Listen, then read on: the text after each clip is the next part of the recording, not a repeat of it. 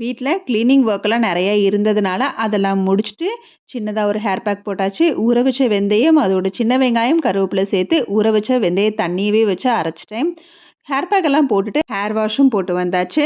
வீட்டு வேலைகள் கொஞ்சம் அதிகமா இருந்தாலோ, இல்ல வெளி வேலைகள் கொஞ்சம் அதிகமா இருந்தாலோ, அப்ப நம்ம சமையல வந்து ரொம்பவே சிம்பிளா ஆக்கிரணும். ஒன் பாட் ரைஸ வந்து அதிகமா சூஸ் பண்றப்ப, நம்மளோட கிச்சன் வேலைகள் ரொம்பவே கம்மியாகும். அத விட்டுட்டு, அந்த ஒர்க் இருக்கிற நேரத்துலயும் நம்ம சோறு, குழம்பு, ரசம் அப்படிங்கிற மாதிரி காயின்னு போகாம, நம்ம சிம்பிளா நம்மளோட சமையல முடிக்கலாம். நான் இன்னைக்கு கிளீனிங் ஒர்க் அதிகமா இருந்ததுனால சூஸ் பண்ண ரைஸ் வந்து இத வெஜ் ரைஸ்ன்னு சொல்லலாம். குஸ்கா இல்ல தேங்காய் பால் சாதம்னு எது வேணாலும் சொல்லலாம். ஆனா ரொம்பவே டேஸ்ட்டாவும் இருக்கும். சிம்பிளாவும் சமையல முடிச்சிடலாம்.